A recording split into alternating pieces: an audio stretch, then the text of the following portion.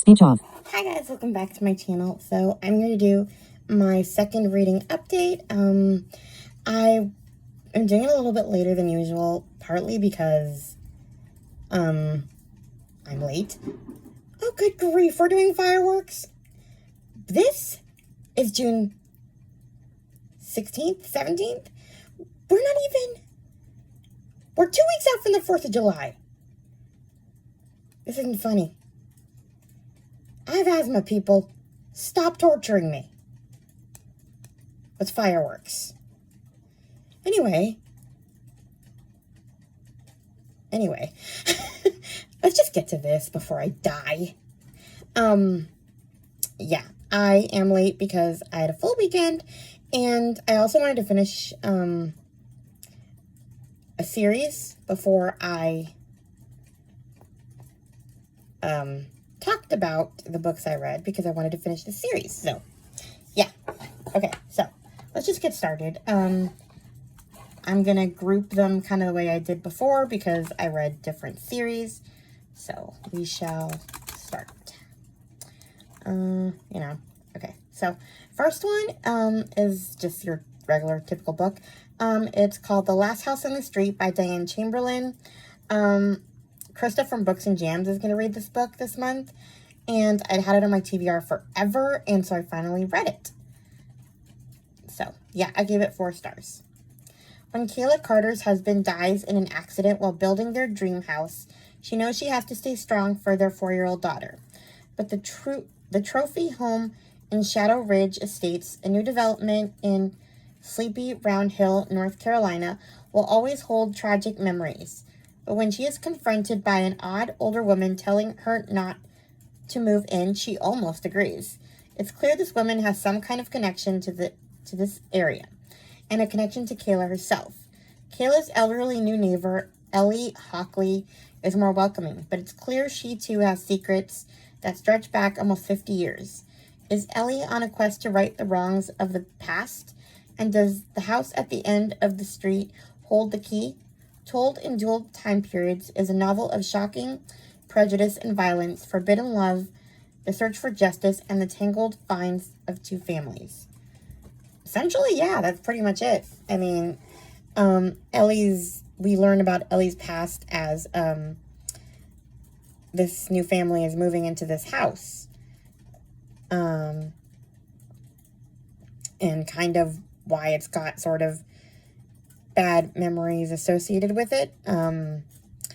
Ellie's past, she is trying to help Black people learn to have the right to vote. And so, yeah, we're talking South Carolina or North Carolina, where white people weren't necessarily thrilled with Black people getting the vote. And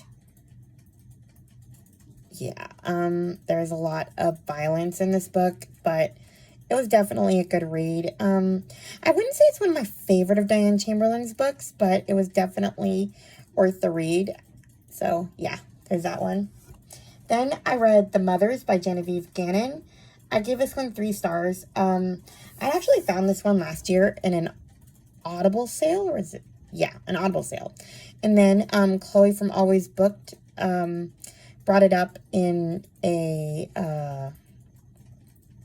book haul, and so I decided to read it because I had it. And I have to say, I did not really like it very much, which is interesting because this is not really my kind of book. These 2 families are doing basically in vitro, like trying to have babies. One of them is younger, and one of them is like on her last chance. And their embryos essentially get switched. One of them doesn't have... One of them gets told that her embryo didn't work, and the other one gets told she's pregnant, and she basically carries another woman's child. So basically it's like the custody battle of it all. But I think the reason I didn't like it that much is because it's not as emotional for me as when you get like another one I read that was similar to it was Hold My Girl last year. by Charlene Hall, I think the author was. And it was very similar to that. Except, I think in Hold My Girl, they fertilized the wrong egg. So, like, they basically fertilized another woman's egg with the sperm of... It was the correct sperm, the wrong egg. Which just made it more complicated, essentially. So, yeah. But the difference was that... Good grief. Was that the little girl that resulted from that was older.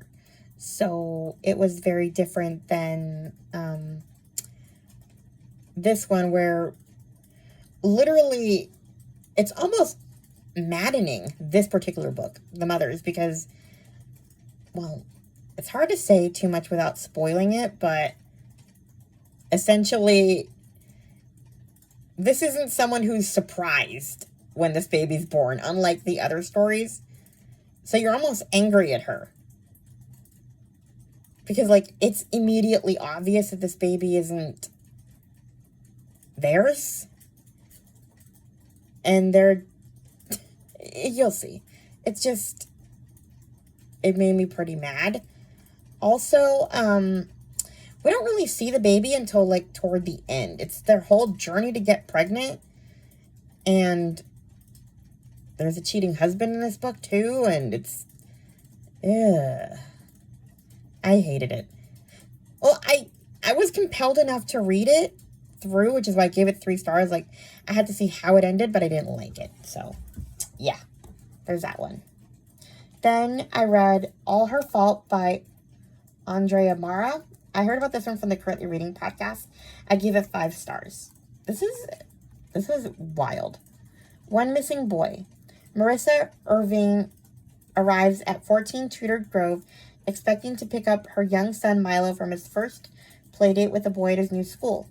But the woman who answers the door isn't a mother she recognizes. She isn't the nanny. She doesn't have Milo. And so begins every parent's worst nightmare.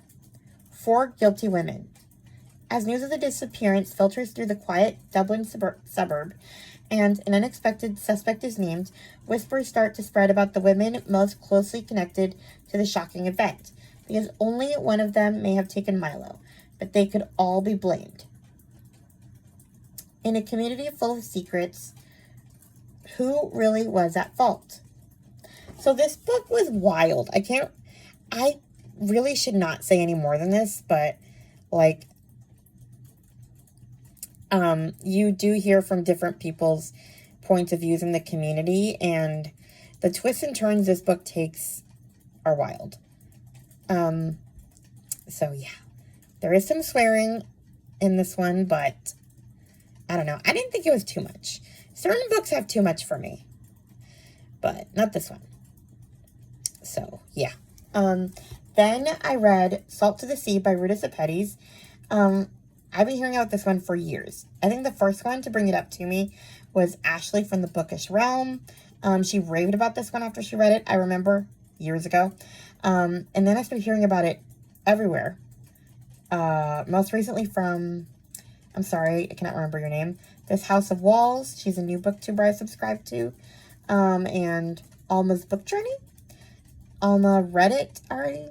And this House of Walls actually also just read it at the same time as I did. I just watched her video about it a few days ago, so it was kind of fun to... Anyway, I'll read the description for this one. While the Titanic and Lusitania are both well-documented disasters, the single greatest tragedy in maritime history is the little-known January 30th, 1945 sinking in the Baltic Sea by a Soviet submarine of the Wilhelm Gustav, a German cruise liner that was supposed to ferry wartime personnel and refugees to safety from the advancing Red Army. The ship was overcrowded with more than 10,500 passengers. The intended capacity was approximately 1,800, and more than 9,000 people, including 5,000 children, lost their lives. Sepetys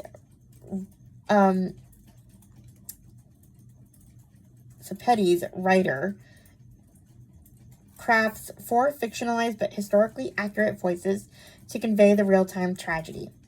Joanna, a Lithuanian with nursing experience, Florian, a Prussian soldier fleeing the Nazis with stolen treasure, and Emilia, a Polish girl close to the end of her pregnancy, converge on their escape journeys as Russian troops advance. Each will eventually meet Alfred, a Nazi with delusions of grandeur assigned to the Gustav's decks. So yeah, basically we see their whole journey to get to this ship and like their desperation to get on it to basically get out of war zones. It was very sad. Like we see the whole disaster. Some people don't make it, people that we love. So prepare to lose some loved ones and cry. I mean, this was very sad. But I have to say I was a little surprised. Hold on, my batteries. Speech on. Near right edge. Low power mode. Close. Low power mode. Stop record. Speech off. Okay. The only thing that I kind of took I was a little surprised by was that we didn't spend as much time on the submarine as I thought we would. We spent a lot of time getting there, and we weren't on the boat very much before disaster struck. But you still did get really invested in all the characters that were trying to get to freedom. And man, that Nazi, it's so funny because notions of grandeur is exactly the perfect way to describe him. He is so annoying. Like, he's so annoying that it's almost funny. Like, I can't even hate him because he sounds so pompous. Like, the narration for him is perfect. And while he's, like, all of his chapters are writing letters to his girlfriend or friend or whatever, like his love interest, Hannelore. So he's, like, writing letters in his head, like diary entries. And he's telling Hannelore about his, like, creepy Nazi thoughts and everything that's happening to him and how he's going to get this great position on the ship and, you know. Ugh. Yes, Hannelore, I compose these letters in my mind first, as I cannot abandon my men as often as I think of you. You would be proud of your watchful companion, Sailor Alfred Frick. Today I saved a young woman from falling into the sea. It was nothing, really, but she was so grateful she clung to me, not wanting to let go. I mean, it is revolting. Just, ew. I've never been so, like, wanting to gag more in my life than having to listen to Hannelore. Or him say Hannelore on repeat. But yes, 5 stars. Next is The Secret Book and Scone Society by Ellery Adams. Pretty sure I gave this 5 stars. Yeah. I heard about this one first. I remember from the Currently Reading podcast, Meredith brought it up, and then Elizabeth from Lizzie Faye Loves Books, I guess, was going to read it this month. I don't know if she did, but I started the series. Oh, I gave it 4 stars. I started the series, and I can't wait to continue it. So I'll read the description for this one. Miracle Springs, North Carolina, is a place of healing. Strangers flock here hoping the natural hot springs, 5-star cuisine, and renowned spa can cure their ills. If none of that works, they often find their way to Miracle Books, where over a fresh-baked comfort scone from the Gingerbread House bakery, they exchange their stories with owner Nora Pennington in return for a carefully chosen book. That's Nora's special talent, prescribing the perfect novel to ease a person's deepest pain and lighten their heaviest burden. When a visiting businessman reaches out to Nora for guidance, she knows exactly which novels will help. But before he can keep their appointment at Miracle Books, he's found dead on the train tracks. Stunned, Nora forms the Secret Book and Scone Society, a group of damaged souls yearning to gain trust and earn redemption by helping others. Join the society. What? My screen keeps moving. To join the society, members must divulge their darkest secrets, the terrible truth that brought each of them to Miracle Springs in the first place. Determined to uncover the truth behind the businessman's demise, the women meet in Nora's cramped and cozy bookstore to share stories and trade support. And as they untangle a web of corruption, they also discover their own courage, purpose, and a sisterhood that will carry them through every challenge, proving it's never too late to turn the page and start over. That's pretty much the gist of it. Like, I mean, any more and I'd be spoiling it. They pretty much get together. They're like these amateur sleuths, and they bond over books and over like solving this murder. Like these very different women, and I think by the end of the book, it looks like they're gonna add another one to their numbers for book 2. It sounds like somebody young. I don't know, but like made me want to read the next one. But I had to like pace myself because, you know, if I read a whole series in a month, I will have nothing to talk about. So yeah. Now onto the Babysitter's Club books I read. Courtney from, I think her name is Courtney from Ravenclaw Reads, is also reading these. I actually caught up with her, although I think I'm a book ahead. I'm not sure. Who cares? It's not a contest, but it's kind of funny that we're like reading literally the same ones at the same time. Anyway, so the first one I read is Dawn and the Older Boy, Babysitter's Club 37. I gave this one 3 stars. Dawn has a crush on an older boy. I have to say, I listened to Ravenclaw Reads' recap or like wrap up for I think last week when she read this book, and she mentioned that Dawn didn't get that much supervision, and like the parents weren't upset enough, especially Mr. Spear, who is supposed to be really strict. And now that I've read it, I have to disagree. Sharon and Mr. Spear got in a big fight over that whole thing. Like, and Sharon didn't exactly, I don't know. I blame her more than I blame him. He's a stepdad. What's he going to do about it? Like, you know, he made his opinion known, and at that point, you know, after that, he sulked because she just disagreed with him about Dawn seeing this older boy. Thankfully, Dawn comes to her senses and ditches the older boy because he sucks. But yeah, I have to side with Mr. Spear and say that he did his fatherly duty as much as he possibly could. So yeah. Then I read Christie's Mystery Admirer, book 38. I don't know. I wrote 37 twice. I gave it some 3 stars. Christie gets, yeah, it's 38. Christie's Mystery Admirer. Yeah. I give it 3 stars. Christie's getting like anonymous love notes, and then all of a sudden she starts getting creepy notes, and it's who did it. You know, that's the whole mystery of it. And yeah. I'd read this one before. It was one of my rereads, so honestly I kind of sped through it because I wanted to get to books that I have not read in my journey to the Babysitter's Club. And I really wanted to get to this one. Poor Mallory, Babysitter's Club number 39. I gave this one 4 stars. This one was a new read for me. Mr. Pike loses his job, and basically it's all the kids having to cope with him being at home instead of working his corporate job. He's this big-time lawyer. It was interesting to find out what he actually did for a living to support 8 children, but let's just say that he was infuriating. At first, he kind of, like, was all depressed, which is fine. Honestly, I would have preferred it if he just stayed depressed on the couch over, like, or if he was just sad, but he was mean to his kids, like, when he was, you know, I guess I'd feel more sorry for him if he just, like, was sad and, like, watched TV. I can forgive depression more than I can forgive yelling at kids for trying to literally, like, they're literally, like, bending over backwards trying to be nice to him. I don't think I would have been that nice if my dad had lost his job. And, like, these are, like, the perfect model children, and he's, like, yelling at them. And, yeah, I actually do agree with Courtney that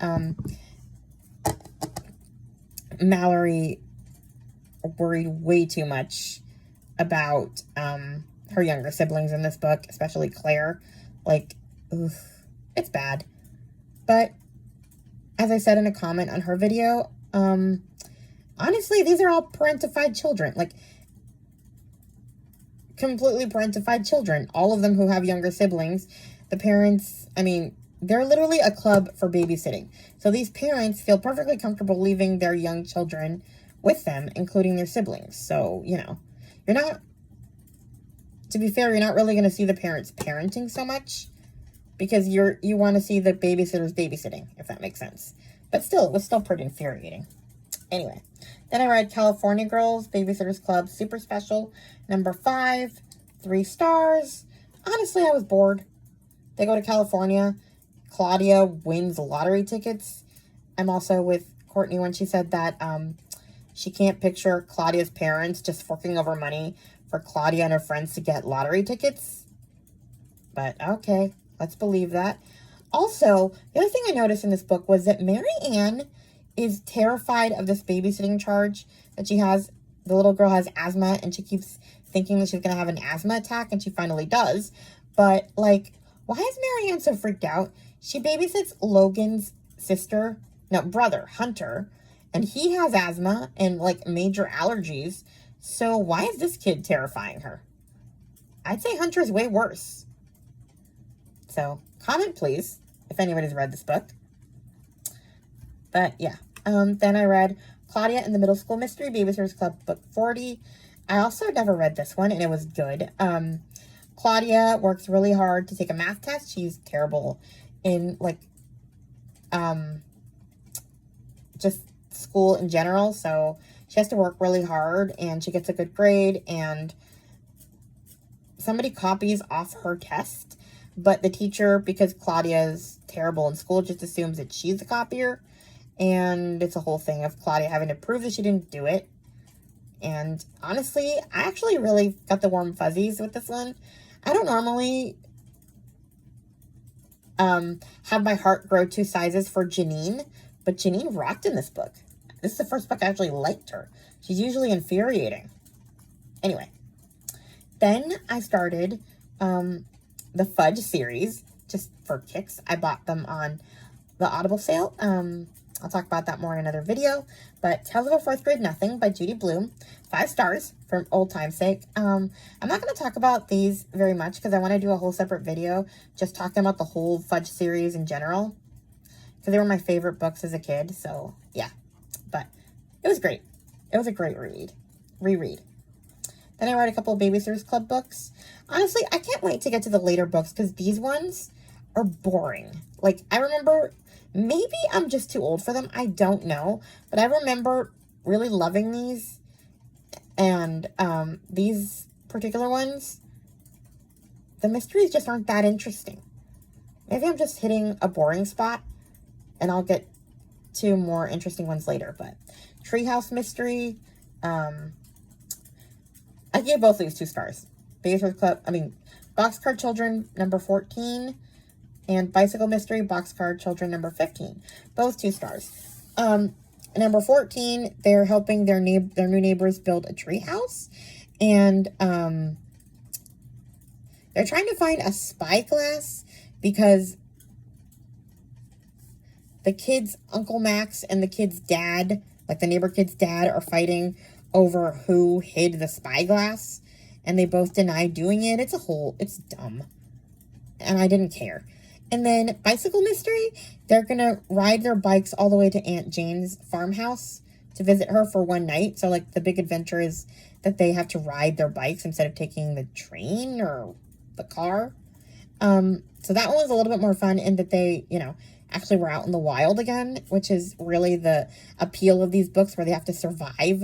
Like, where they go somewhere and, that's the fun of these books. I think that's the problem, but there was just no stakes. And in this one, they find a dog on the way, and they're trying to find the owner. Who cares? No offense to dog owners, but I didn't care.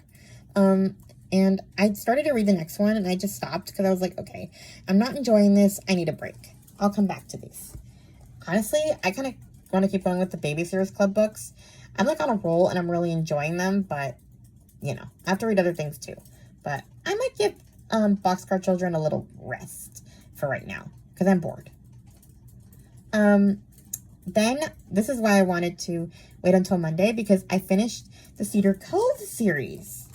I've been reading them since December when they were doing the Debbie December readathon. And I wanted to read the Cedar Cove books because I heard that the Rose Harvey books were kind of like a sequel to that series, and I never read those, but I hadn't read Cedar Cove in so long that I wanted to kind of refresh my memory. Although I have to admit that I skimmed through these. I listened to the parts that I remember loving, and then I skipped past certain people I didn't care about. That's how I got through these so fast.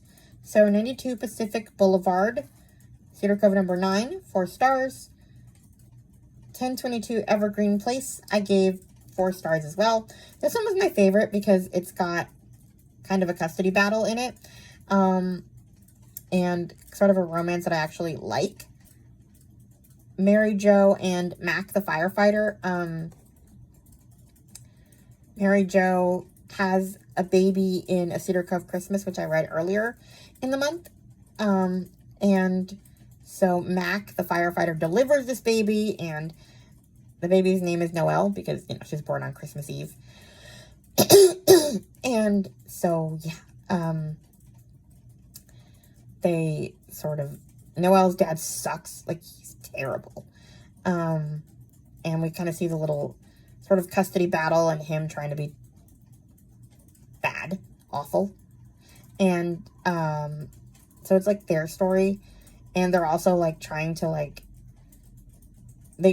Mary Jo finds some old love letters from World War II, and they want to find out if this man survived the war to marry his sweetheart. And that was really fun. I love some historical fiction in my romance. So that was great. And then 1105 Yakima Street, I gave 4 stars as well. This kind of keeps going with their story, but I did skip a little bit just because this one really centers around a couple who, Rachel and Bruce, and Bruce's daughter Jolene. This does not make a lot of sense to me, honestly. Because, like, Jolene wanted Rachel to be like her mother when she was, like, really little. In the earlier books, we see as Jolene grows up. And now they're finally married, and Jolene is mad because, like, she's mad because her dad's not spending that much time with her now that they're married. And she knows they're having sex, and she's bothered by it. And I'm creeped out by the fact that she's thinking about that. And that it's an issue. Like, ew. I don't know. I just find the whole thing weird. You spend like 5 or 6 books with her going, I want you to be my mommy. And Bruce and Rachel not getting together because Rachel's with some other guy. And now they're finally together. And like, she literally makes it so that Rachel has to leave when she's like 3 months pregnant because she's so terrible to her. And Bruce can't really stand up to her. And it's infuriating. And I skipped some of those chapters because Jolene is just so terrible. Like, she's really, her biggest problem is that now that they're married, they're not focused on her, they're focused on each other more. And, like, you know, Rachel isn't her special friend anymore. Now she's, like, her dad's wife. I don't know. It's just weird. I remember, this is the first Cedar Cove book I ever read, too. So this is my 3rd time reading it. The first time I read it, I didn't understand what was happening because I hadn't realized that it was a series. So that's when I went back and read them the way they were supposed to be read, in order. But yeah, even then I was just like, what? This just does not make a lot of sense. Anyway, I still enjoyed it. There was more Noelle and Mac and Mary Jo, and then Mary Jo's brother has a whole romance. It's fun. And then the last one is 1225 Christmas Tree Lane. This one was shorter, and it was literally just, I give this one 3 stars. I hated it. Sorry. I know it's supposed to be like this cozy ending, but like the main story was this divorced couple and the daughter's trying to matchmake, and like, I don't know. I hate a matchmaker. Sorry, I do. Well, I guess it depends on how you do it. Sometimes I'm okay with it, and sometimes I'm not. And in this case, I'm not, because like they're being terrible to their parents' current partners so that they can get their parents back together. And I don't like that. Like, don't walk all over people to get the results you want. Like, you're not cute. Anyway, and the rest of it, like in between their story, we kind of see all the residents of Cedar Cove and have their happy endings. And we literally, I practically skimmed through that entire book, because you just see them kind of going over where they are now, each like resident that we saw in the previous books, and then they kind of reminisce about everything that happened in previous books. So it's like, I'm just reading about what already happened, and we're happy now, yay! It was kind of like wrapping up everyone's storylines, but still, it was just... And remember when this happened and that happened? It was like watching a clip show. And so, yeah, I did a lot of skipping. And I didn't care about the matchmaking family, so... Yeah, 3 stars, just because I did get some of the warm fuzzies for the way that some of the families ended up. But, yeah, other than that, I could have done without them. But that means I can get to the next series, finally. So, last 2 books are just typical novels. Both of these, well, one of them. Okay, so first I read For the Love of Summer by Susan Mallory. I heard about this one from Chloe from Always Booked. I gave this one 5 stars. So, as the owner of Twisted, Seattle's best salons, Erica knows that the sharpest cuts come from the people we love. She's terrified that she's losing her teen daughter, Summer, to her other family, especially to her stepmom, Allison. All it takes to blow up Allison's happy life is one collect call from prison. Her beloved husband, Peter, has been arrested, leaving Allison pregnant, broke, scared, and alone with a toddler. But when her stepdaughter ferrets out the truth, the teen rushes to the last person Allison wants to ask for help, her husband's battle-axe ex. Erica would do anything for Summer, even take in the woman her daughter loves like a second mom. Allison feels intimidated by Erica, a woman who would never let herself become so dependent on a man. But the more time they spend together, the more Allison realizes what Erica truly needs is a friend. Can 2 women who married the same man move beyond their complicated past and rethink what it means to be family? Okay, so I enjoyed like them coming together. Like I really enjoyed that. But I have to say, I don't think I would be very... I am Summer. Like, it's so interesting how much alike me and Summer are. Like, and it kind of... Honestly, I probably will give this 4.5 stars if I could on Goodreads, because I have to say I'm slightly offended at the way that Erica just describes her daughter, because she doesn't like to look nice, because she's into fashion and beauty and all of that. Like, she's basically saying that Summer's hair is ugly and all she does is want to wear it in a ponytail, and she doesn't like makeup, and like everything about Summer that makes her Summer offends her. And like, she doesn't have a boyfriend or anything like that, and like, she wants her to be quote unquote normal. But so it kind of just makes me feel like, man, no parent is ever happy with their kid, are they? Like, they're either too teenagery and ignoring them and too boy crazy and getting into trouble, or they're like, and they're not happy with that. And then you have Summer, who is like all about her little brother and like wanting to be part of her little sibling's life, and she's like the sweetest kid ever. And I don't know, maybe I identify too much with bratty children, because there was a point like, I think maybe because I'm also like Summer, where I'm not really into beauty, I think I'd probably be just as mean to my mom if she was like a hairstylist and she was always like pointing out how I could make you look better and you don't look nice. I don't know. Can I layer your hair? Like, I don't know. She just bothered me a bit. And so I can't really blame Summer for gravitating toward the stepmom more. I do start to like Erica more as the book progressed, but that still bugged me. Like, I don't know. And the grandma kind of got on Summer for not respecting her mom's career, but it's like, would you respect your mom's career if she was constantly telling you how ugly you are? I mean, she didn't tell her she's ugly or anything, but like, just the way that Summer knows that her mom is like trying to outfit her in her head, like she's a Barbie or something. It's just, I don't know. I'd probably want to look as hideous as possible if that was my mother, just to spite her. Anyway, so yeah, that part bugged me. But the friendship that they formed, that Allison and Erica formed, is really good. And just the way that I do see why Summer should respect her mom. Like, she's a great businesswoman and everything. And, you know, all of that. So, yeah, I don't know. The only other thing that sort of bugged me about this book was that I wish we had gotten more with Summer and her dad. Because we go straight from the beginning to he's in prison. Like, we don't really see them together. And the funny thing about it all is that, like, you're told that Summer's a daddy's girl.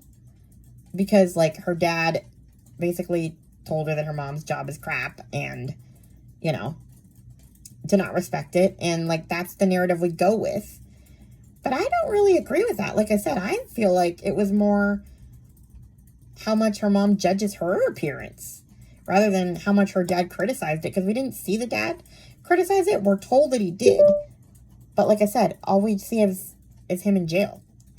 And he barely even acknowledged Summer's existence. Like, he's all worried about Allison and the baby, like the new baby and the toddler they have. But he doesn't even acknowledge Summer's existence in this entire book. Like, it's so wild. Like, we don't really see the three of them as a family before he goes to prison. So it's like, we just know that she loves her stepmom, but we don't see how it happened, like the beginning of it and all that. And the dad is barely in the picture at all with Summer. So it's really interesting how she is so close to this stepmom and this new little brother and new little sister that's on the way. But anyway, I still love the found family they all form, and it was a great read. I enjoyed it. I just was a little bothered by Erica in a way that that I shouldn't be, I guess. Like, I think the book is supposed to give a different message than what I took from it. But still, yeah. Anyway, then I read The Child Between Us by Allison Ragsdale. There is another book that Chloe talked about in her new releases. I forgot what it was called, but it was by Allison Ragsdale. It's not on Audible yet, even though it's already out, supposedly. An Impossible Choice, I think it's called. But this one was also, yeah. This author is going to be a tearjerker author, I think. But I love this one. This is about Cassie. Her twin sister dies, and she gains custody of her 5-year-old niece that she didn't know about. Basically, her twin sister, Isla, disappeared like 6 years ago. And the next time they hear from her, she's dead. And she has a little girl named Marina. And Cassie has to take her in. And then, like, I wouldn't call this a spoiler because it's, like, on the cover. And you see hints of it from the beginning. Like, her stomach gave a stabbing pain. Her stomach this, her stomach that. Like, you know she's sick. Like, even before she has Marina. So, like, basically, she finds out she has cancer shortly after she gets this kid. So it's like, everything terrible and unfair happened to this poor little girl. And honestly, to Cassie, too. Because, like, there's a twist and on who Marina's father is. I'm not going to say it because I didn't understand it from the description until I read the book, so I want to let you guys figure it out. But woof. This is a lot of found family and forgiveness, and, well, let's just say you'll cry at the epilogue. Yeah, have some tissues, but I gave this 5 stars, and I still have one more Alice in Ragsdale to read. That one's an adoption story, like an open adoption story, so should be good. Anyway, that is everything I read in these last 10 days. So yeah, please like, comment, and subscribe, and I'll talk to you guys in my next video. Bye.